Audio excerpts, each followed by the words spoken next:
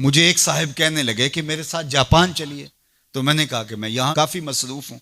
तो उन्होंने मुझे कहा कि आप ज़रा चल के देखिए तो सही, आपको 29 साल हो गए हैं तबलीग करते हुए, समझाते हुए, और 40 बरस आपके वालिद गिरामी को भी हो गए, और फिर उसके बाद आगे भी आपके मशाइख, और इसी तरह आप अब मुबल्लिगीन तैयार कर रहे हैं।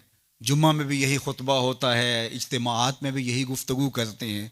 तो आप जो तबलीग कर रहे हैं और लोगों को ये बता रहे हैं, ये कोई मेरा फ़लसफ़ा नहीं है, तो मैं आपको जिसका पाबंद बनाना चाहता हूँ, ये तुम्हारे रसूल की सुन्नत है। जिस प्यारे से तुम टूट के मोहब्बत करते हो, ये उसका तरीका है कि झूठ नहीं बोलना। कहा समझा समझा के 29 साल जिस कौम को हो गए हैं, आप जापान में देखिए वो कर रहे हैं, और नई अकदार को दरियाफ्त करने के लिए आगे बढ़ रहे हैं। ये तो कर चुके हैं, वो किसी से दगा नहीं करते, झूठ नहीं बोलते, किसी से फराड नहीं करते। उनको किसी मजहब ने नहीं ये बताया, उनकी माँ की गोद से तरबियत मिली कि झूठ नहीं बोलना। उसकी माँ की गोद से तरबियत मिली किसी से धोखा नहीं करना, किसी से फराड नहीं करना। क्या हमारी माएँ जो हुजूर पर दरूद पढ़ना सिखाती हैं, ये क्यों नहीं सिखाती हैं कि किसी से फराड नहीं करना है, किसी से धोखा नहीं करना है? हम क्या मिंबरो मेहराब से सारी जिंदगी अब इसी मिशन पे लगे रहेंगे कि ये नहीं करना, और दुनिया को तस्खीर करने का ख्वाब शर्मिंदा ताबीर रह जाएगा? यार, जब बच्चा होता है कच्ची क्लास के अंदर, तो उसको पूरने डाल के दिए जाते हैं, आपको अगर याद हो तो, और उसके ऊपर वो लफ्ज लिखता है, और वो मैट्रिक तक चला जाए, अभी तक पूरने ही जो है उसको डाल के देने पड़े, तो फिर वो किस तरह मास्टर करेगा? यार, अभी तक हम सच बोलने के आदी नहीं हुए। पूरी कायनात के अंदर मोहम्मद अरबी का दीन कैसे पहुंचाएंगे? हम कैसे पहुंचाएंगे? दुनिया कहां से कहां चली गई और हम कहां खड़े हैं? अकबर अलाहाबादी ने कहा था, मिस पे है अपनी नजर और सीम उनके हाथ में। हम अभी तांबे को देख रहे हैं और वो चांदी भी उठा के ले गए। अब वो कायनात को तस्सीर करने जा रहे हैं, और हमारा भी ये मरहला तय नहीं हुआ कि हमसाए को तंग नहीं करना चाहिए। हमारा ये मरहला तय नहीं हुआ कि किसी को तकलीफ नहीं देनी चाहिए।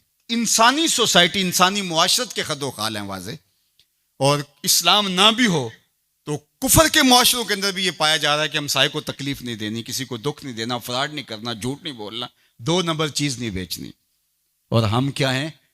हम तो दवाइयों के अंदर भी मिलावट कर लेते हैं, और मुसलमान हम हैं। जैसे हम आशिक रसूल, ऐसे ज़माने में कोई नहीं।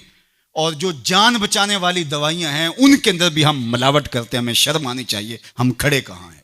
दिल मुसलमान है तेरा ना मेरा, तू भी नमाजी मैं भी नमाजी, पढ़े जाए नमाजें, ये टकरे हैं और कुछ नहीं है। हमारा दीन हमको एक ऐसी पाकीज़ा जिंदगी गुजारने की तलकीन करता है। यार, हमारे सामने हुजूर का नक्शा हो, हमारे सामने हुजूर की तालीमात हो, इतना नूर बरस रहा हो उनकी सीरत के अनवार का, और फिर भी हम अपनी जिंदगी जो है वो दुरुस्ती ना कर पाएं, तो फिर क्या सारी जिंदगी हम यही काम करते रहेंगे? सारी जिंदगी यही कहते रहेंगे कि झूठ नहीं बोलना, झूठ नहीं बोलना, कहते रहेंगे हम, इससे इनकार नहीं है। लेकिन कायनात को तस्खीर कैसे करेंगे जब इस मरहले से नहीं निकलेंगे? तो मेरी आरज़ू ये है कि देखो, मैंने अपनी कब्र में जाना है, आपने अपनी लहद में उतरना है। मैं और आप अपने आप को ये मत समझिए कि वो संवरेगा तो मुआशरा ठीक होगा। मुआशरा ठीक हो ना हो, मुझे ठीक होना है।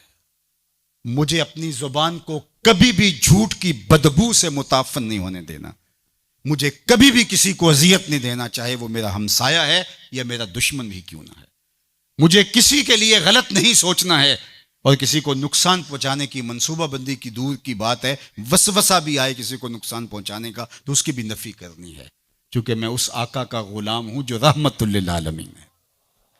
तो उस आका के लाए हुए निज़ाम शरीयत को नाफिज करने के लिए हमें अमली कदम उठाना पड़ेगा।